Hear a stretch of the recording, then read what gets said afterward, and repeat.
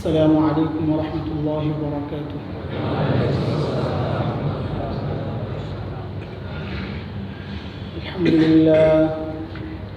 الحمد لله نحمده ونستعينه ونستغفره ونؤمن به ونتوكل عليه ونعوذ بالله من شرور أنفسنا ومن سيئات أعمالنا.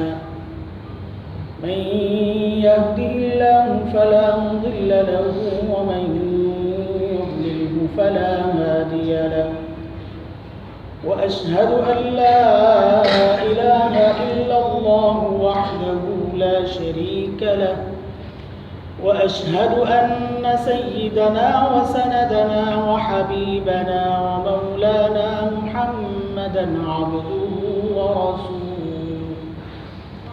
اللهم صل على محمد وعلى آل محمد كما صليت على إبراهيم وعلى آل إبراهيم إنك حميد مجيد. اللهم بارك على محمد وعلى آل محمد كما باركت على إبراهيم وعلى آل إبراهيم إنك حميد مجيد. أما بعد فأعوذ بالله من الشيطان الرجيم. بسم الله الرحمن الرحيم.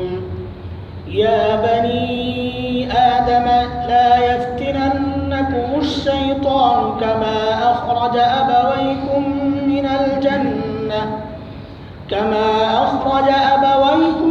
من الجنة ينزع عنهما لباسهما ليريهما سوآتهما إنه يراكم هو وقبيله من حيث لا ترونهم. الآية. آمنت بالله صدق الله العلي العظيم. محترم حاضرين, সূরা আরাফ এর আয়াতের একটা অংশ তিলাওয়াত করলাম। লিবাস সংক্রান্ত এক আয়াত, যেখানে রব্বুল আলামিন আরো কিছু আয়াত বলেছেন এরকম, ইয়া বনি আদম কদ আনজালনা আলাইকুম লিবাসা, হে বনি আদম আমি তোমাদের জন্য লিবাস নাজিল করেছি, পোশাক পাঠিয়েছি। পোশাকের উপকরণ রব্বুল আলামিন দুনিয়ায় সৃষ্টি করেছেন, এটাই হচ্ছে পোশাক পাঠানোর অর্থ। এখানে রব্বুল আলামিন পোশাকের কিছু উদ্দেশ্য বর্ণনা করেছেন, যে পোশাক আমি মানুষকে কেন পোশাকের এই হুকুম দিলাম, মানুষ অন্যান্য জীবজন্তুর মতো পোশাক ছাড়া এমনটা না কেন, এটা রব্বুল আলামিন তার উদ্দেশ্য বাতলে দিয়েছেন। যদিও পোশাক সংক্রান্ত কোনো কথা বললে আমাদের অনেকেরই আপত্তি, মুখে আমরা পড়ি, এই কথা বলা হয় আমাদেরকে যে বাহ্যিক সুরতের কি মূল্য যদি ভিতর ঠিক না থাকে। ভিতর ঠিক তো সব ঠিক, পোশাক যেমনই হোক না কেন। এইরকম মারুতি মানুষও আছেন দুনিয়ায় যারা উলঙ্গ থেকে এই কথাও বলে যে দিল থেকে আল্লাহর সাথে সম্পর্ক জুড়ে নিয়েছি, জোড়া হয়ে গেছে, এখন আর এই পোশাকের কোনো মূল্য নেই, পোশাক খুলে ফেলো। নাউজুবিল্লাহ। ওইরকম ন্যাংটা ফকিরের অভাব নাই দেশে। পাগল, সোজা কথা।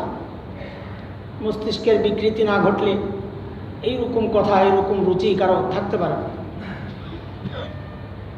আর যারা অন্তত পোশাকটা পরেন কিন্তু ওই পাশ্চাত্য সভ্যতা ইয়াহুদি নাসারাদের ষড়যন্ত্রের শিকার হয়ে পড়েন।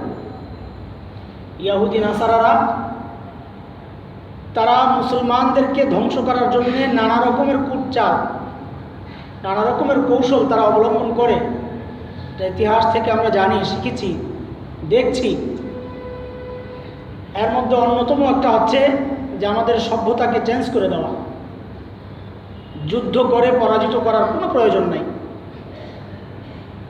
এই বিষয়টা গাজী সালাহউদ্দিন আইয়ুবী রাহিমাহুল্লাহ তাআলা খুব ভালো বুঝেছেন, কারণ তিনি ময়দানে ছিলেন, প্রতিনিয়ত মোকাবেলা করেছেন খ্রিস্টানদের, ইহুদিদের। তিনি দেখেছেন তারা কোন কোন জায়গাগুলোতে আক্রমণ করে, তাদের নিশান কোনটা। সেই জন্য তিনি তার সারা জিন্দিগির এই চাক্ষুষ অবস্থার প্রেক্ষিতে তিনি যে মন্তব্য করেছেন সেটা ঐতিহাসিক মন্তব্য হয়ে আছে আমাদের সামনে। সেটা হচ্ছে কোনো জাতিকে পরাজিত করার জন্যে যুদ্ধের প্রয়োজন নাই। ওই জাতির মধ্যে তোমার সভ্যতা সংস্কৃতি ঢুকায়, ওই জাতি এমনি তোমার প্রধানত হয়ে যায়, অনুগত হয়ে যায়। এটা এখন আমাদের সামনে একদম ক্লিয়ার যে আমাদের পোশাক পরিচ্ছদ, আমাদের সভ্যতার যত কিছু আছে সংস্কৃতির নামে, সব কিছুর মধ্যে এই বিজাতীয় একটা গন্ধ ঢুকে গেছে, যার দরুন আজকে মুসলিম সমাজ, বিশেষ করে তরুণ সমাজ, তাদের কাছে দ্বীনের কথাগুলো গা জ্বালা করে। তারা আজকে মুক্তমনা, তারা আজকে ওই বিজ্ঞান মনস্কতা এই দাবি করে ইসলামকে সেই সেকেলে ধর্ম হিসাবে মানুষের সামনে প্রকাশ করতেছে। এগুলোর কারণ একটাই, যে তাদের আখলাক চরিত্রের মধ্যে, পোশাকের মধ্যে ওই ইহুদি নাসারারা তাদের সভ্যতাটাকে চাপাই দিতে পারছে। এটার একটা প্রভাব, পোশাকের প্রভাব, বাহ্যিক সুরতের প্রভাব মানুষের আখলাক চরিত্রের মধ্যে স্পষ্ট ফুটে ওঠে, এটা নিশ্চিত। তো তাদেরকে যখন পোশাক সংক্রান্ত কথা বলা হয়, পর্দার কথা বলা হয়, তখন তাদের গা জ্বালা করে। তখন এই সমস্ত কথাগুলো বলে যে বহু দাড়িওয়ালাকে দেখেছি অপরাধ করতে, বহু জুব্বাওয়ালাকে দেখেছি অপরাধ করতে, বোরকা পরেও অপরাধ করে, নাউজুবিল্লাহ পতিতারাও বোরকা পরে। এইরকম নানা রকমের অশ্লীল কথাবার্তাও তারা আমাদেরকে শোনায়।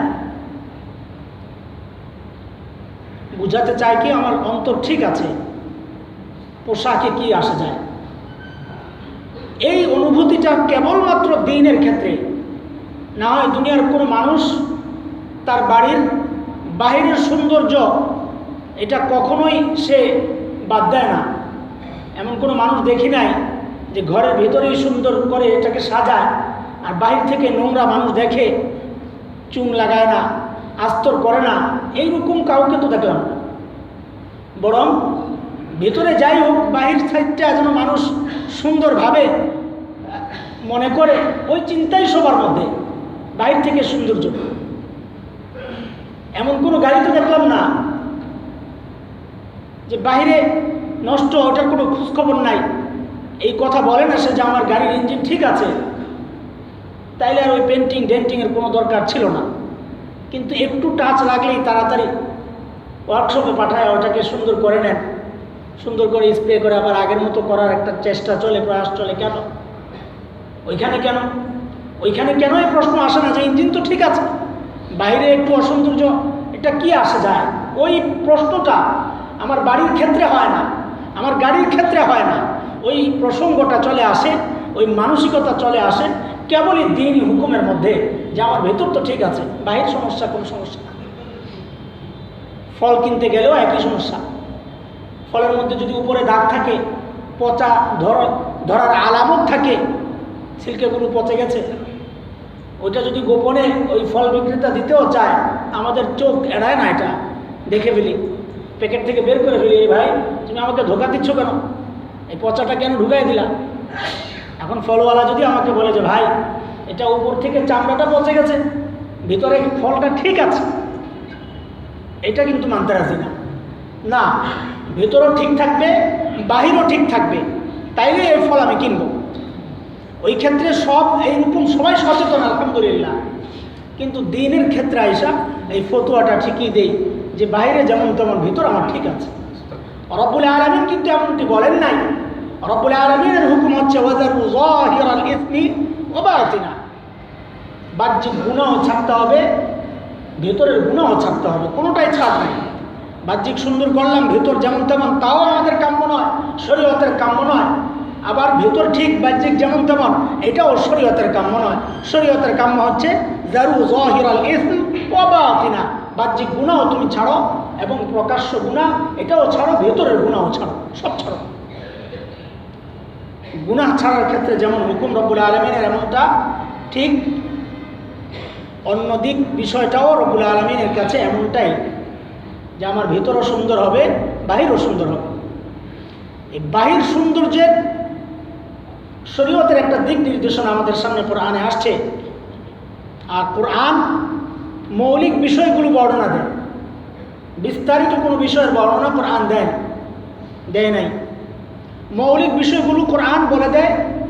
রাসূল করিম সাল্লাল্লাহু আলাইহি ওয়াসাল্লাম হাদিসের মাধ্যমে, নিজের জীবনের মাধ্যমে কোরআনের ওই আয়াত, ওই হুকুমের ব্যাখ্যা দিয়ে গেছেন। সাহাবায়ে কেরাম রাসূলের আমলের ব্যাখ্যা দিয়ে গেছেন। আইম্মায়ে মুজতাহিদিনরা রাসূলের আমলের ব্যাখ্যা দিয়ে গেছেন। আমরা আমাদের কাছ পর্যন্ত পৌঁছতে পৌঁছতে ওই বিষয়গুলো সহনীয়ভাবে, সহজভাবে উপস্থাপিত হয়েছে, আলহামদুলিল্লাহ। তো কোরআন এই ক্ষেত্রে মৌলিক কিছু ধারণা আমাদেরকে দিয়েছেন যে পোশাকের মৌলিক মাকসাদটা কি। এই মৌলিক মাকসাদ যদি নষ্ট হয়ে যায়, তাহলে কেউ পোশাক পরেছে বলে ধরা হবে না। আল্লাহ তাআলা ইরশাদ করতেছেন, ইয়া বানি আদম قد انزلنا عليكم لباسا يواري سوآتكم وريشا। এখানে মৌলিক দুইটা মাকসাদের কথা রব্বুল আলামিন বলতেছেন। এক হচ্ছে যে আমি লিবাস পাঠিয়েছি তোমাদের জন্য, ইউয়ারি সাওআতিকুম, যেন তোমরা সতর ঢাকো। এক নম্বর উদ্দেশ্য সতর ঢাকার জন্য, ফরজ ঢাকার জন্য। যতটুকু ঢাকা আমার জন্য ফরজ, আমাদের নাভি থেকে হাঁটুর নিচ পর্যন্ত হচ্ছে আমাদের জন্য সতর, এটা ঢাকা আমার জন্য ফরজ। শয়তান অন্যতম তার আক্রমণের টার্গেট হচ্ছে আমাকে উলঙ্গ করা, অন্যতম টার্গেট। যে আয়াতে কারিমা তিলাওয়াত করেছি, ওইখানে রব্বুল আলামিন বলেছেন যে শয়তান তোমাদেরকে ধোঁকা দিবে, যেমন দিয়েছিল তোমার বাবা মাকে, বিপদে ফেলেছিল। কিভাবে? যে তাদেরকে জান্নাত থেকে উলঙ্গ করে বের করে দিস।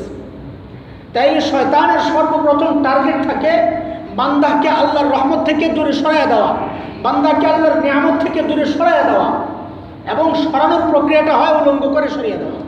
এটা শয়তানের টার্গেট, শয়তানের সিস্টেম।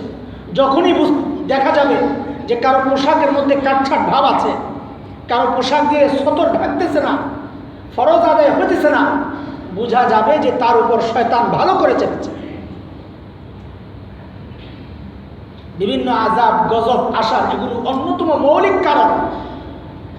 হাদিসের কথা এটা, যে আল্লাহ তাআলা যখন গুনাহ প্রকাশ্য শুরু হয়ে যায়, আল্লাহ তাআলা সেটাকে ক্ষমা করে দেন। গোপনে গোপনে তুমি গুনাহ করো, আল্লাহ তাআলা ক্ষমা করতেছেন, আমাদের কত গুনাহ রব্বুল আলামিন ক্ষমা করতেছেন। কিন্তু যখন গুনাহ প্রকাশ্যে শুরু হয়ে যায়, রব্বুল আলামিন তখন সেটা ক্ষমা করেন না। এটাই রব্বুল আলামিনের অতীত থেকে আমরা এটা দেখে আসছি, সিস্টেম এটাই। কেন? তখন রব্বুল আলামিনকে সরাসরি চ্যালেঞ্জ করা হয়। রব্বুল আলামিনকে সরাসরি চ্যালেঞ্জ করা হয় যে আমরা এই যে প্রকাশ্যে গুনাহ করতেছি, বেপরোয়া মানুষ যখন বেপরোয়া হয়ে যায়, তখন রব্বুল আলামিন তাদেরকে নাগালে আনার জন্য, লেগাম টাইনার ধরার জন্যে একটু শাস্তি দিয়ে তাদেরকে সতর্ক করেন। জাহান্নামের স্থায়ী শাস্তি একটু দেখায় দেন যে তোমরা চিরন্তন এই শাস্তি ভোগ করার ক্ষমতা রাখো কিনা, একটু দেখো, টেস্ট করো। বান্দা তখন ফিরে যদি আসে, এই উদ্দেশ্যেই রব্বুল আলামিন শাস্তিগুলো দিয়ে থাকেন।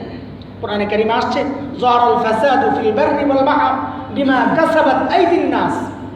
মানুষের হাতের কামাই, জলস্থলে যে সমস্যাগুলো আসে মানুষের হাতের কামাই।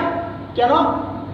লিউযীকাহুম, আল্লাহ তাআলা তোমাদেরকে অল্প একটু এর মজা দেখাইতে চান, যে এটা একটু দিলাম, অনন্তকাল আখিরাতে এইরকম শাস্তি বরদাস্ত করার মতো ক্ষমতা তোমার আছে কিনা দেখো।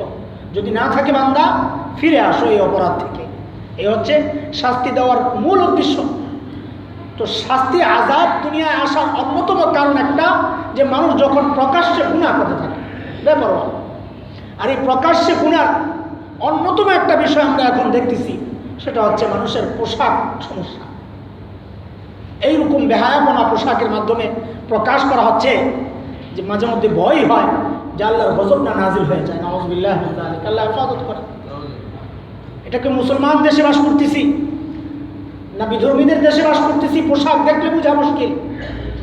আবার একটু বলে দেখেন, একটু এই ব্যাপারে কথা বলে দেখেন, সব মিডিয়া সহ সব আপনার বিরুদ্ধে আমার বিরুদ্ধে লেগে যাবে যে বাংলাদেশকে আফগানিস্তান বানাইতে চাও, তালেবানি রাষ্ট্র বানাইতে চাও, এই জন্যে দেশকে স্বাধীন করি নাই। আরে ভাই, দেশকে স্বাধীন তুমি কেন করেছ? দেশের মানুষকে জাহান্নামমুখী বানানোর জন্যে। এগুলো যারা বলে সত্যিকার অর্থে দেখা যাবে মুক্তিযুদ্ধে তাদের কোনো খবরও ছিল না। এখন নিজেদের গা বাঁচানোর জন্যে, নিজেরা লাইনে সিরিয়ালে আসার জন্যে এই সমস্ত কিছু কথাবার্তা বলে সাধারণ মানুষের মন জয় করতে চায়, ধোঁকা দিতে চায়। আসল কথা, মুক্তিযুদ্ধ দিন কেন্দ্রিক হয় নাই, জুলুম কেন্দ্রিক হয়েছে।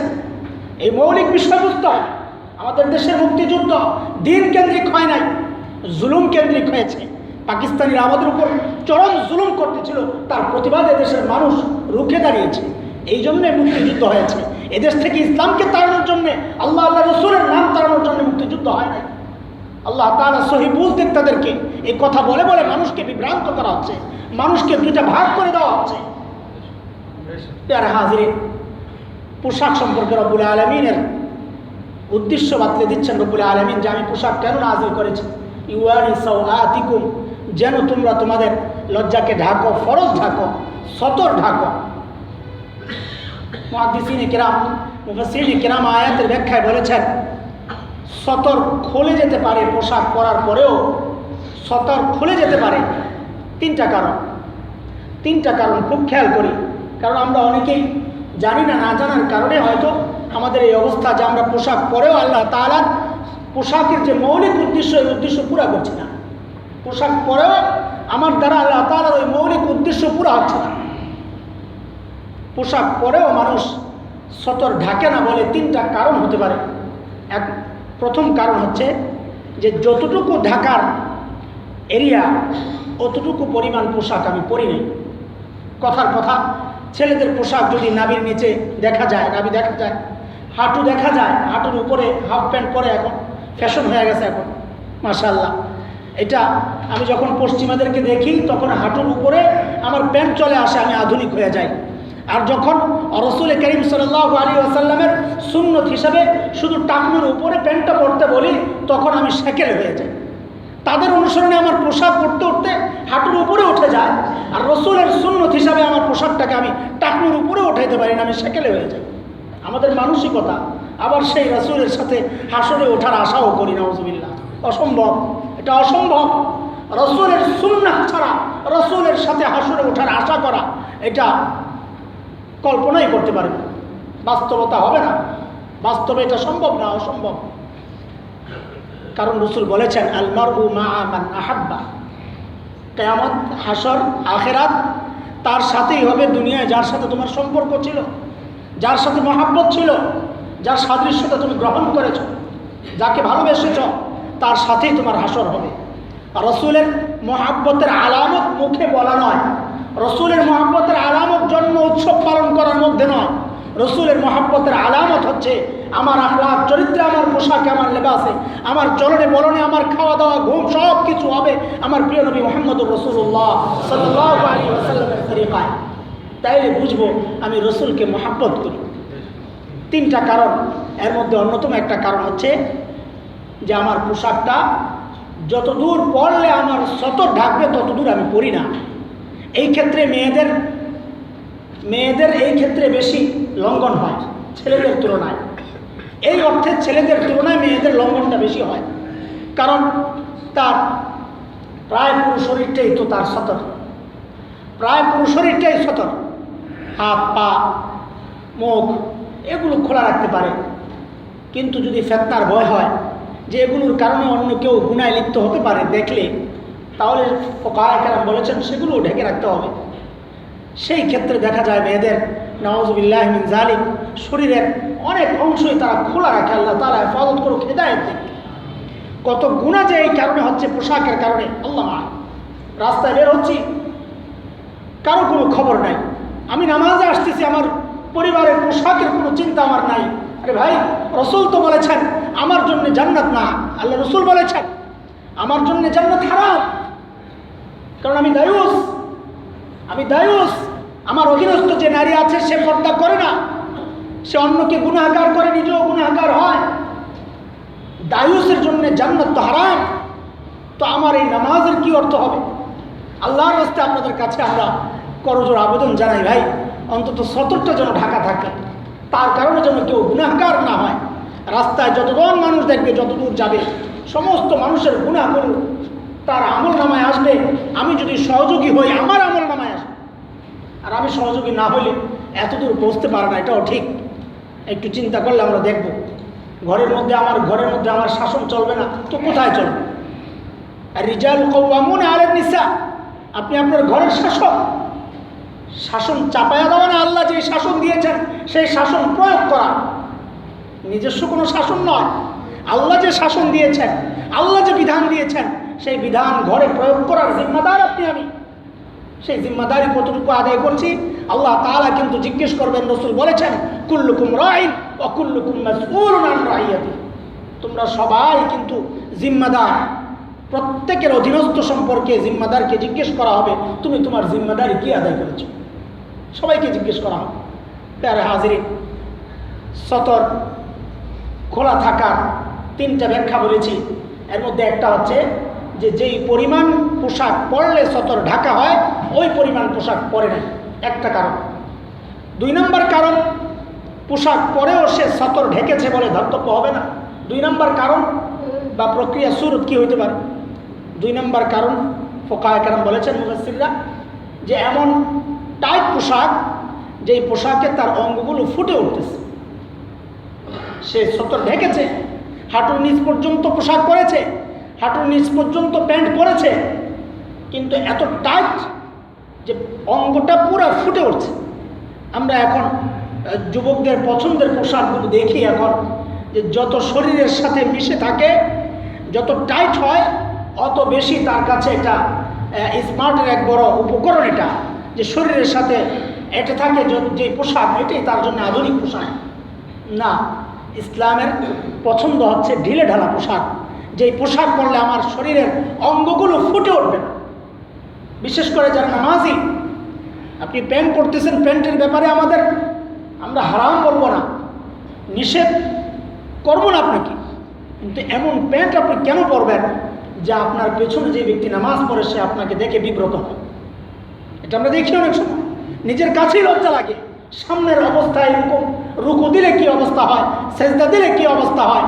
ফুকাহায়ে কেরাম বলেছেন, আপনি পোশাক পরেছেন, পোশাক পরার পরেও আপনি পোশাক পরেন নাই বলে ধর্তব্য। কারণ পোশাকের যে মাকসাদ সতর ঢেকে রাখা, এখানে সতরকে আপনি ঢেকে রাখেন নাই, বরং অনেক ক্ষেত্রে সতরকে প্রকাশ করেছেন। 2টা। 3 নম্বর কারণ হচ্ছে প্রক্রিয়া, যে প্রক্রিয়া পোশাক পরার পরেও আপনি পোশাক পরেছেন বলে ধর্তব্য হবে না শরীয়তে, সেটা হচ্ছে এত পাতলা পোশাক যেই পোশাকের কারণে শরীর দেখা যায়, সতর দেখা যায়। এটাও ছেলেদের তুলনায় মেয়েদের বেশি, ছেলেদের হয় না বললে চলে, মেয়েদের পোশাকগুলো এরকম পাতলাই হয় এখন, যে তাদের শরীর দেখা যায়। নাউযুবিল্লাহ মিন যালিক। শরীরকে আরও সুন্দরভাবে মানুষের সামনে উপস্থাপন করার জন্য যত রকমের পোশাক আছে, সেটা মুশরিকদের পোশাক হোক, বিজাতীয় পোশাক হোক, তাতে কোনো সমস্যা নাই। মানুষ আমাকে স্মার্ট বলুক, আমার দিকে দেখুক, এটাই যেন মূল মাকসাদ হয়ে যায় আমাদের মা বোনদের। আল্লাহ তাআলা হেফাজত করুন। যদি এইরকম পোশাক হয়, রাসূল করিম সাল্লাল্লাহু আলাইহি ওয়াসাল্লাম একটা হাদিসে বলেছেন, মুসলিম শরীফের হাদিস, কাসিয়াতিন আরিয়াত, কিয়ামতের আগে মেয়েদের কিছু আলামত বলেছেন রাসূল, যে কিছু নারী তো এমন হবে যারা পোশাক পরে উলঙ্গ থাকবে। সেই সময় সাহাবায়ে কেরাম রিদওয়ানুল্লাহি আলাইহিম আজমাইনদের কাছে এই কথাগুলো বড় আজীব মনে হয়েছে। এই পোশাক পরেও মানুষ উলঙ্গ কি করে থাকে, এটা তারা বুঝতে পারে নাই। কৌতূহলী প্রশ্ন ছিল, কিন্তু এখন এই প্রেক্ষাপটে রাসূলের সেই 1400 বছর আগের কথাটা এখনকার প্রেক্ষাপটে আমাদের বুঝতে আর কষ্ট হয় না, যে রাসূল যে বলেছেন পোশাক পরেও মানুষ উলঙ্গ থাকে। মেয়েদের ক্ষেত্রে পোশাক পরেও উলঙ্গ, সব যদি দেখাই যাবে তো পোশাক পরে লাভ কি? শরীয়তের পোশাকের মৌলিক একটা উদ্দেশ্য হচ্ছে ইউয়ারি সাওআতিকুম, তুমি তোমার সৌন্দর্য, তুমি তোমার সতর্ককে ঢেকে রাখবা। এটা হচ্ছে পোশাকের মৌলিক একটা উদ্দেশ্য। প্রিয় ভাই যুবক যারা প্যান্ট পরেন, তাদের কাছে আমাদের নিবেদন থাকবে যে পোশাকের এই মৌলিক দিকটা লক্ষ্য রেখেই আপনারা প্যান্টগুলো বানাবেন। শরীর যেন ফুটে না ওঠে, কাপড় যেন শরীরের সাথে একদম লেগে না থাকে, এতে না থাকে, একটু ঢেলে ঢালা হোক, এতে আরামও বোধ করবেন ইনশাআল্লাহ তাআলা। সতর ঢাকা থাকবে, আরামও বোধ করবেন, আমি নিশ্চিত করে বলতে পারি। পোশাকের দ্বিতীয় যে উদ্দেশ্য আল্লাহ তাআলা বলেছেন সেটা হচ্ছে ওয়ারিশা, সৌন্দর্য বাড়ানো। মানুষকে সুন্দর দেখায় পোশাক পরলে। উলঙ্গ মানুষের দিকে কেউ তাকাবে না, পাগল মনে করে তার থেকে নজর ফিরিয়ে আনবে। যদিও বহু জায়গায় বহু দুনিয়ার যে সে আদিম পোশাক মানে যে পোশাকে সে জন্ম নিয়েছে সেই পোশাকে ফিরে যাওয়ার ফিকির করতেছেন কোনো পাগল, নাউযুবিল্লাহ মিন যালিক। কোনো এরিয়ায় এইরকম দুনিয়ার বহু এরিয়া আছে, বিশেষ করে সমুদ্রের পাড়ে, যে তারা ওই যেই পোশাকে দুনিয়া এসছে কিছু সময়ের জন্য কিছু জায়গায় ওই পোশাকে সবাই একত্রিত হয়। মানুষের মস্তিষ্কে যখন শয়তান গোবর ভরে দেয়, মগজগুলো খুলে ফেলে, তখন এইরকম উদ্ভট চিন্তা মানুষের মাথায় আসে। সুস্থ মানুষ কখনো এই চিন্তা করতে পারে না যে সে তার লজ্জার বিষয়গুলোকে সে অন্যের সামনে প্রকাশ করবে। আর মানুষের যখন লজ্জা চলে যায়, রাসূল বলেছেন ইদা ফাতাল হায়া ফাফআল মা শি'তা, লজ্জা চলে গেলে মানুষ যা ইচ্ছা তাই করতে পারে, তুমিও করো। লজ্জা এটা ঈমানের একটা বিষয়। আল হায়াউ শু'বাতুম মিনাল ঈমান, ঈমানের যে সমস্ত শাখাগুলো আছে তার মধ্যে লজ্জা অন্যতম একটা গুরুত্বপূর্ণ শাখা। এটাই যদি চলে যায় তাহলে মানুষ পাপ করতে আর কোনো চিন্তা করে না। পাপ করতে মানুষকে প্রাথমিক যে জিনিসটা বাধা দেয় সেটা হচ্ছে লজ্জা। লজ্জা না থাকলে, প্রাথমিক বাধাটা দূর হয়ে গেলে আল্লাহর ভয় কতজনের মধ্যে আছে। এই জন্যে মানুষের সৌন্দর্য আসলে পোশাকের মধ্যে, পোশাক না পরার মধ্যে সৌন্দর্য নয়। আল্লাহ তাআলা সেটাই বলেছেন যে পোশাক দেওয়ার মৌলিক একটা উদ্দেশ্য হচ্ছে, মৌলিক উদ্দেশ্য সৌন্দর্য প্রকাশ পাওয়া। এখন ওই সৌন্দর্য প্রকাশ করতে যায় অন্য মৌলিক উদ্দেশ্য যেটা সতর ঢাকা, সেটা যেন নষ্ট না, এটাও একটা দেখার খেয়াল করার বিষয়। আমি পোশাককে সুন্দর করতে গেলাম, কিন্তু মৌলিক উদ্দেশ্য যে আরেকটা আছে। প্রথমটা সতর ঢাকা, ওই পোশাককে সুন্দর করতে গিয়ে যেন ওই সতর ঢাকার মৌলিক উদ্দেশ্যটা যেন আবার নষ্ট না হয়ে যায়, এটাও খেয়াল রাখা। সুন্দর করেন হাকিম উল উম্মাহ থানভী রহমতুল্লাহ আলাইহি আমাদের জন্য বিষয়টা আর একটু সহজ করে দিচ্ছেন, যে সুন্দর করতে গেলে অনেক সময় দেখা যায় মানুষ পছন্দ করে না, মানুষ তাকে দিনদার মনে করে না, অথবা অহংকারী ভাবতে পারে, নানা রকমের চিন্তা করতে পারে। সৌন্দর্য প্রকাশের ক্ষেত্রে নিজের মনোভাবটাইকে প্রাধান্য দেওয়াই হচ্ছে মূল বিষয়। আমি সুন্দর পোশাক কেন পরতেছি, সুন্দর পোশাক কেন পরতেছি? নোংরা পোশাকের মধ্যে কোনো তাকওয়া নাই, এটা মনে রেখে। অনেকে মনে করে কাপড় চোপড় নোংরা অবস্থায় থাকা, বাস ওটার মধ্যেই বুঝি দিনদারি, ওটার মধ্যেই বুঝি তাকওয়া। অপরিচ্ছন্ন থাকা, এটার মধ্যেই তাকওয়া। আমরা অনেকে মনে করি যে কেউ যদি একটু সুন্দর পোশাকে থাকে, একটু আয়রন করে পাঞ্জাবিগুলো জামাগুলো সুন্দর করে রাখে, তাহলে অনেকে মনে করে যে হুজুর আল্লাহওয়ালা না, বুজুর্গ না। বুজুর্গ তখনই হয় যখন কাপড় ইস্ত্রি করে না, পরতে কাপড় উপরের দিকে উঠে যায়, রাস্তার ময়লাগুলো তার জামায় লেগে থাকে, পান খেতে খেতে দুই পাশ দিয়ে লাল পিক পড়তে থাকে, তখন আমাদের অনেকের ধারণা না লোকটা বড় বুজুর্গ মানুষ, আল্লাহওয়ালা, দিন দুনিয়ার কোনো খোঁজখবর নাই। প্যারে হাজরিন, এটার নাম শরীয়ত না, এটা দিন না। দিন আমার দিন পরিচ্ছন্ন, একজন মানুষের রুচিতে বাদে এমন কোনো আমল আমার দিন দেয়। আমার দিনকে খাটো করবেন না দিনের অপব্যাখ্যা করে। আমার দিন সুন্দর, আল্লাহু জামিল ইউহিব্বুল জামাল, আল্লাহ নিজে সুন্দর, সৌন্দর্যকে আল্লাহ পছন্দ করেন। এক সাহাবী রাসূলের দরবারে আসছেন, নোংরা পোশাক, ছিঁড়ে ফাটা। রাসূল করিম সাল্লাল্লাহু আলাইহি ওয়াসাল্লাম তাকে জিজ্ঞেস করলেন, আল্লাহ তাআলা কি তোমাকে কোনো মাল দেন নাই? ওই সাহাবী বলেন, ইয়া রাসূলুল্লাহ, হ্যাঁ আল্লাহ তাআলা আমাকে নিয়ামত দিয়েছেন। রাসূল জিজ্ঞেস করলেন, কোন ধরনের নিয়ামত? বলি, ইয়া রাসূলুল্লাহ, আমাকে আল্লাহ উট দিয়েছেন, গরু দিয়েছেন, ভেড়া দুম্বা এগুলো দিয়েছেন, অনেক দিয়েছেন, আলহামদুলিল্লাহ।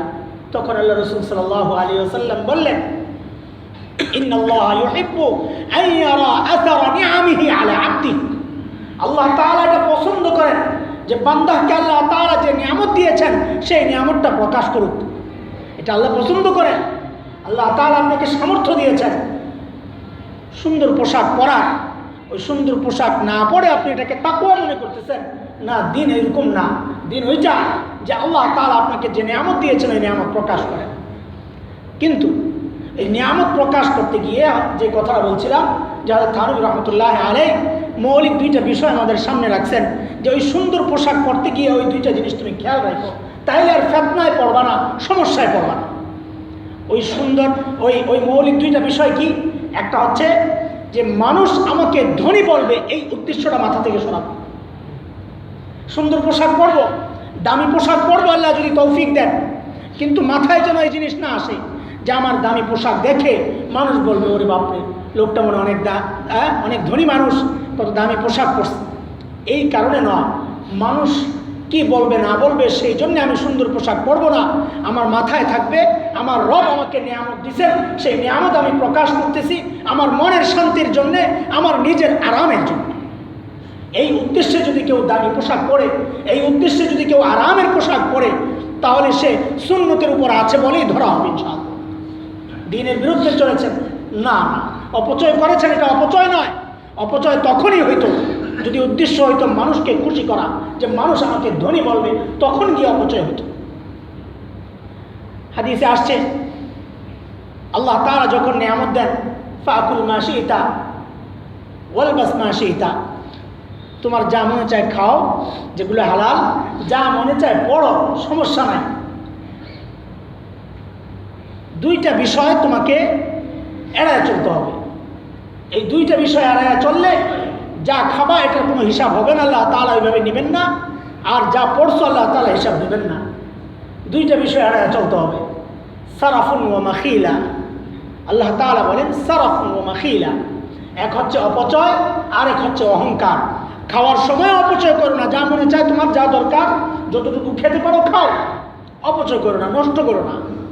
আরেক হচ্ছে অপচয় কোনটা, অপচয় কোনটা এটাও আলেমরা আমাদের সামনে ক্লিয়ার করে দিয়েছে যে অপচয় হচ্ছে যতটুকু খেলে আমার পেট ঠান্ডা হয়, চোখ না। চোখকে ঠান্ডা করতে গিয়ে অনেক সময় আমাদের অনেক কিছু করতে হয়। এই চোখ ঠান্ডা করতে গেলে আমাকে অপচয়ের দিকে চলে যেতে হবে। আমার রুচি চাহিদা যতটুকু আছে ততটুকু যা ইচ্ছা আমি খেতে পারি যদি তৌফিক থাকে, কিন্তু চোখ ঠান্ডা করতে গেলে এই চোখ ঠান্ডার মধ্যে আশপাশে ব্যাপারও থাকে। একজন মানুষের সামনে হাজির করব, নানা রকমের খাবার হাজির না করলে সে কি মনে করবে? অথচ এত এত আইটেম, আমরা হুজুর মানুষ এগুলো আমাদের বেশি দেখতে হয়, এত এত আইটেম হাজির করে যে সারাদিন বসে বসে খেলেও তো শেষ হবে না। খান খান, বেশি করে খান। তো এত খানা যখন ব্যবস্থাই করছেন হুজুরের জন্য, সারাদিন হুজুরকে রাখার ব্যবস্থাও করে বাইন্দা রাখেন ঘরের মধ্যে, যে সারাদিন খায়া যাবে। আরে আশ্চর্য, এটা অপচয়। আমার পক্ষে এত খাবার খাওয়া সম্ভব না, আপনি কেন আয়োজন করলেন, কেন তৈরি করলেন? এটা অপচয়। আমি যতটুকু খেতে পারবো সেটা যত উন্নত মানের খাবার হোক আপনি তৈরি করতে পারেন, নিজে যত খেতে পারবেন তৈরি করেন, কোনো সমস্যা নাই। আল্লাহ বলেন, রসুল বলেছেন, এটার মধ্যে কোনো সমস্যা নাই। সমস্যা হচ্ছে সারাফ, অপচয় চলবে না, মাখিলা চলবে না। মাখিলা হচ্ছে অহংকার, যে আমার সামর্থ্য আছে, ক্ষমতা আছে, দেখেন কত আইটেম আমি করেছি আমার অনুষ্ঠানে, প্রোগ্রামগুলোতে আমরা দেখি কত রকমের আইটেম নষ্ট হয়। এটা নিষেধ, এটা নিষেধ। এই জন্যে পোশাকের ক্ষেত্রেও আমরা ওই জিনিসটা লক্ষ্য রাখবো যে মানুষ আমাকে ধনী বলবে, ওই চিন্তা মাথার থেকে সরায়া চিন্তা আসবে দুইটা। এক হচ্ছে আমি আমার রবের নিয়ামত প্রকাশ করতেছি রবের সামনে, আরেক হচ্ছে আমার নিজের শান্তির জন্যে, নিজের আরামের জন্য আমি দামি পোশাক, আরামের পোশাক ব্যবহার করতেছি। যদি এইরকম উদ্দেশ্য থাকে তাহলে যত সুন্দর পোশাক হোক, যত আরামের পোশাক হোক, যত দামি পোশাক হোক, যে সেটা যদি প্রথম মৌলিক যে উদ্দেশ্য তার সাথে যদি সাংঘর্ষিক না হয় তাহলে কোনো সমস্যা নেই ইনশাআল্লাহ। এটা হচ্ছে পোশাকের মৌলিক দুইটা উদ্দেশ্য। 3 নম্বর মৌলিক উদ্দেশ্য হচ্ছে যেটা আমরা হাদিস থেকে পেয়েছি, এই আয়াত থেকে দুইটা মৌলিক উদ্দেশ্য পেয়েছি। 3 নম্বর হাদিস থেকে আরেকটা মৌলিক উদ্দেশ্য আমরা পেয়েছি, সেটা হচ্ছে রাসূল করিম সাল্লাল্লাহু আলাইহি ওয়াসাল্লাম বলেছেন, মান তাশাব্বাহা বিকওমিন ফাহুয়া মিনহুম। রাসূল সাল্লাল্লাহু আলাইহি ওয়াসাল্লাম বলেন, যেই ব্যক্তি অন্য কোনো কওমের সাদৃশ্যতা গ্রহণ করবে সে তাদের দলের অন্তর্ভুক্ত হিসাবে আল্লাহর কাছে গণ্য। এটা রাসূল বলেছেন। এটা একটা ব্যাপক অর্থবোধক হাদিস। এটা পোশাকের ক্ষেত্রেও প্রযোজ্য, এটা আমার চালচলনের ক্ষেত্রেও প্রযোজ্য, এটা আমার অন্যান্য শরীরের অন্যান্য সুরতের সাথেও প্রযোজ্য, এটা আমার ঘর বাড়ি বানানোর ক্ষেত্রে, বাচ্চাদের পরওয়ারিশের ক্ষেত্রে, লালন পালনের ক্ষেত্রে, সব ক্ষেত্রে এই হাদিস প্রযোজ্য যে আমি আমার জীবনটা, আমার লাইফটা আমি কাকে অনুসরণ করে আগাইতেছি। যদি অন্য কওমকে পছন্দ করে তাদের পোশাক আমি ধারণ করি, তাহলে রাসূল বলেন তুমি তাদের অন্তর্ভুক্ত হিসাবে আল্লাহর কাছে গণ্য। এখন একজন মানুষ কপালে টিপ পরে, হযরত মাওলানা মুফতি তাকি উসমানী দামাত বারাকাতুহুল আলিয়া, বর্তমান সময়ের শ্রেষ্ঠ মুফতি, তিনি বলেছেন এটা অসুন্দর, এটা বিজাতীয়দের সংস্কৃতি, কপালে টিপ পরা। কেউ পড়লে সে অন্যায় অপছন্দনীয় কাজ করলো। কিন্তু যদি কেউ এই উদ্দেশ্যে পড়ে যে আমার পাশের নারীরা কপালে টিপ পরে হিন্দুরা, ওই কারণে আমিও পড়লাম, সুন্দরী তো লাগে, ওই উদ্দেশ্য যদি মাথায় ঢুকে যায় তার ইমানটাই চলে যাবে, তার ইমান চলে যাবে। কারণ রাসূলের সুন্নাহর পোশাক তার পছন্দ না, মুশরিকদের সুন্নাহ তার পছন্দ, মুশরিকদের তরিকা তার পছন্দ। তা আপনি যাকে পছন্দ করবেন, আল্লাহ রাসূল সার্টিফিকেট আগেই দিয়ে দিয়েছেন, তুমি যাকে পছন্দ করে তোমার জীবন ধারণ করবা তার সাথেই তোমার হাসর হবে, তুমি তার দলের অন্তর্ভুক্ত হবা।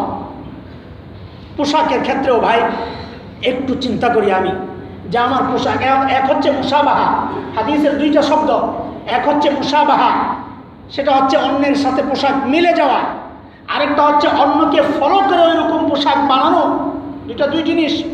যদি অন্যের সাথে আমার পোশাক মিলে যায়, কাকতালি, ওটা ইচ্ছে করে না, মিলে গেছে যে আমি একটা পোশাক পরেছি, দেখা গেল একজন মুশরিক ওইরকম পোশাক পরেছে, কথার কথা এখন ইন্ডিয়ানরা পাঞ্জাবি পরে, ব্যাপক হারে তারা তাদের প্রোগ্রামগুলোতে পাঞ্জাবি পরে। এখন আমিও পড়লাম, আমিও পড়ি, আমরা পাঞ্জাবি আগে থেকেই পড়ি, মিলে গেছে। কিন্তু তাদের পাঞ্জাবির ধরনটা যেমন, আমি চেষ্টা করবো আমার ধরনটা যেন তেমন না হয়, তাইলে আর মিল থাকলো না। কিন্তু যদি আমার উদ্দেশ্য ওই রকম হয় যে তার পোশাকটাই সুন্দর, আমার দেশের পাঞ্জাবি মৌলবীরা যেটা পরে এটা সুন্দর না, এটা আমি ফলো করব না, আমি ফলো করব ওই ইন্ডিয়ার নায়করা যে সমস্ত পাঞ্জাবি পরে, তাদের স্টাররা যে সমস্ত পাঞ্জাবি পরে, অভিনেতারা যে সমস্ত পাঞ্জাবি পরে, ওই পাঞ্জাবি আমি পরব। যদি এটা হয়, রাসূল বলেন এটা হচ্ছে তাশাব্বুহ, এটা তাশাব্বুহ, ইচ্ছা করে তুমি তার সাদৃশ্যতা গ্রহণ করেছো, ফাহুয়া মিনহুম, তার হাসর যেখানে হবে আমার হাসরও সেখানে হবে। নাউযুবিল্লাহ। এটাও পোশাকের একটা মৌলিক উদ্দেশ্য। আমি পোশাক বানানোর সময় চিন্তা করব আমি কাকে ফলো করে এই পোশাক বানাইতেছি, আমার মডেলকে, কাকে মডেল বানাই আমি আমার পোশাক বানাইতেছি, এটা খেয়াল রাখবো। এটা খেয়াল রেখে যদি পোশাক বানাই, যত দামি পোশাক বানাই সমস্যা নাই, সমস্যা একটাই, আমি যেন বিজাতীয় কাউকে আমার মডেল না বানাই। আমার মডেল তো একজন মুহাম্মদুর রাসূলুল্লাহ সাল্লাল্লাহু আলাইহি ওয়াসাল্লাম, যদি তার সাথে আসরে যেতে হয়। এটা পোশাকের একটা মৌলিক উদ্দেশ্য। পোশাকের আরেকটা মৌলিক উদ্দেশ্য যেটা, ওলিবাসুত তাকওয়া যালিকা খায়র, তাকওয়ার লিবাস, যে লিবাস পরলে বাহ্যিকভাবে মানুষ মনে করে মুত্তাকি, ওই লিবাস ধারণ করাও আমার জন্যে তাকওয়া। এটাই তাকওয়া, এটাই তাকওয়া। আমরা এই প্রসঙ্গে অনেকে আমাদেরকে প্রশ্ন করেন, বিশেষ করে আমাকে করেন যে আপনি তো হুজুর পিস টিভিতে গেছেন, জাকির নায়েক সাহেবের ওই টাই নিয়ে আপনারা কিছু বলেন নাই। হ্যাঁ, কথা হয়েছে, আমি নিজে কথা বলেছি, আমরা বলেছি এটা যে আপনি যতই এটাকে বৈধতা দেওয়ার চেষ্টা করেন, যতই বলেন এটা খ্রিস্টানদের পোশাক না, যতই ওই আপত্তি যেটা বলে যেটা ক্রুশের মতো দেখতে দেখা যায়, আপনি যতই প্রমাণ দেওয়ার চেষ্টা করেন যে না এটা ক্রুশের মতো না, কিন্তু এটা তো ঠিক যে এটা তাকওয়ার লিবাস না। এটা তো ঠিক যে এটাকে কেউ দিনদার কোনো মানুষের লিবাস হিসাবে গণ্য করে না। তাইলে আমরা হারামের ইমামকেও দেখতাম একটা সুন্দর টাই লাগাইছে, আমরা মক্কা মদিনার ইমামকেও দেখতাম, আলিমদেরকেও দেখতাম কোনো প্রোগ্রামে গেলে, কোনো অনুষ্ঠানে গেলে, কোনো সামাজিক জায়গায় গেলে। কই বাদশাহ সালমান তো আমেরিকায় গেলেন, সেখানে তিনি ওবামার সাথে বসেছেন, এই যুদ্ধ বিমান কেনার জন্যে চুক্তি করেছেন, তিনি তো টাই পরে যান নাই। ওই জায়গায় তার সমাজ তো নষ্ট হয় নাই, তিনি তার সমাজ নিয়েই ছিলেন। নামাজের সময় হয়েছে, তিনি প্রেসিডেন্টকে বসায় নামাজে চলে গেছেন, আলহামদুলিল্লাহ। তার কোনো প্রেস্টিজ তো নষ্ট হয় নাই, বরং তিনি মুসলিম সমাজের কাছে হিরো হিসাবে প্রকাশ পেয়েছে, তার ইজ্জত বেড়েছে। আলহামদুলিল্লাহ, আল্লাহ তার ইজ্জতকে আরো বাড়াইয়া দেন। আলহামদুলিল্লাহ। আমরা শুনেছি তার ছেলে আলহামদুলিল্লাহ মোহাম্মদ বিন সালমান, যিনি যুবরাজ, তাকে নিয়ে নানান কথা এখন ভাসছে, হাওয়ায় ভাসছে। এটা শিয়ারা ভাষায় দিতেছে। এটা আপনারা বিভ্রান্ত হবেন না, প্রসঙ্গক্রমে কথাটা বলেনি। মিনার ট্র্যাজেডি যেটা ঘটেছে, সালমানের ওই গাড়ি বহরকে অনেকে দায়ী করছেন। সেই গাড়ি বহর সেখানে কোথায় যাবে, কোত্থেকে কোন জায়গার গাড়ি বহরের ছবি আইনা আপনি ফিট করে দিয়ে, সে একজনকে দেখেছি তার ফেসবুক স্ট্যাটাস দিয়েছে, এক পরিচিত মুখ, সেই ওই 90-এর দশকের ছবি আইনা লাগাই দিয়া বলতেছে মিনায় হাজিদের এই কষ্ট, আহা কত দুঃখ তার। ইসলামের বিরুদ্ধে যারা কথা বলে ওই সমস্ত ব্লগারদের পৃষ্ঠপোষক তিনি ইসলামের জন্য তার কত মায়া কান্না। মাশাআল্লাহ, আমরা এগুলো বুঝি। এই সমস্ত কথায় বিভ্রান্তিতে পড়বেন না, শুধু দোয়া করতে থাকেন আল্লাহ ওই ফয়সাল বাদশা ফয়সালের মতো যিনি হুঙ্কার দিয়েছেন, যিনি তেল বন্ধ করে দিয়েছিলেন, আমরা চাই আমাদের আরবের শাসকরা ওই রকম হুঙ্কার দিয়ে জেগে উঠুক। ইহুদি নাসারাদের স্বার্থ তাদের হাতে তারা একটু শক্ত হলে সারা দুনিয়ার মানুষ তাদের কাছে আসতে বাধ্য ইনশাআল্লাহ তাআলা। আল্লাহ তাআলা খনিজ রেখেছেন, কালো সোনা, তেল রেখেছেন, গোল্ড রেখেছেন, সব রেখেছেন। আলহামদুলিল্লাহ, তারা একটু হিম্মত করলেই হয়। আমরা আশা করব আল্লাহ তাআলা আমাদের এই শাসকদের মাধ্যমে আবার ইসলামের পুনর্জাগরণ তৈরি করুক ইনশাআল্লাহ তাআলা। যতটুকু শুনেছি ওই মোহাম্মদ বিন সালমান কঠিন শিয়া বিরোধী, কঠিন ইহুদি নাসারা বিরোধী, তাকে তার বদনাম ছড়ানোর জন্যে এই সমস্ত কথাগুলো সামনে আসতেছে। ও ভাই, আমরা যে প্রসঙ্গটা বলছিলাম, আমরা জাকির নায়েক সাহেবকে এটা অনুরোধ করেছি, আপনি যেহেতু দ্বীনের দায়ী, মানুষের সামনে দ্বীনের দাওয়াত দেন, আপনার লিবাস, আপনার পোশাকও যেন দাওয়াতের কাজ করে। আপনাকে দেখে যেন একজন মানুষ আপনাকে ফলোয়ার বানাবে, আপনার কথায়, আপনার পোশাকেও যেন আপনাকে ফলোয়ার হিসাবে সে গ্রহণ করতে পারে। প্লিজ আপনি সেই পোশাকটাই গ্রহণ করুন। আমরা আমাদের কথা বলেছি, কাজেই আপনি চিন্তা করবেন যে তাকওয়ার লিবাস কোনটা, কোন লিবাস পরলে মানুষ মনে করবে আমি দিনদার। এটা জরুরত আছে, এটার দরকার আছে, কারণ এর আসর, এর প্রভাব আপনার দিলের মধ্যে, অন্তরের মধ্যেও পড়বে ইনশাআল্লাহ তাআলা। প্রিয় হাজরিন, আমাদের ওই 4টা বিষয় পোশাকের আমাদের খেয়াল রাখা। 1 নম্বর বিষয় হচ্ছে আমার সতর যেন ঢাকে, 2 নম্বর বিষয় আমার সৌন্দর্য প্রকাশ পায়, 3 নম্বর বিষয় হচ্ছে আমার এই পোশাক যেন বিজাতীয়দের সাথে মিলে না যায়, 4 নম্বর পোশাক হচ্ছে আমার পোশাক যেন তাকওয়ার পোশাক হয়, যেই পোশাক পরলে মানুষ মনে করবে আল্লাহ ওয়ালা একটা মুসলমান দিনদার। ইনশাআল্লাহ তাআলা এই 4টা মৌলিক বিষয় রেখে আমার পোশাককে আমি যত সাজাইতে পারি, আমার পোশাককে আমি যত আরামের বানাইতে পারি, যত দামি করি না কেন, এটা কখনো শরীয়ত বিরোধী হবে না ইনশাআল্লাহ তাআলা। আল্লাহ তাআলা আমাদেরকে দ্বীনের সকল ক্ষেত্রে রাসূলের সুন্নাহ ফলো করার তৌফিক এনায়েত করুন। আমিন।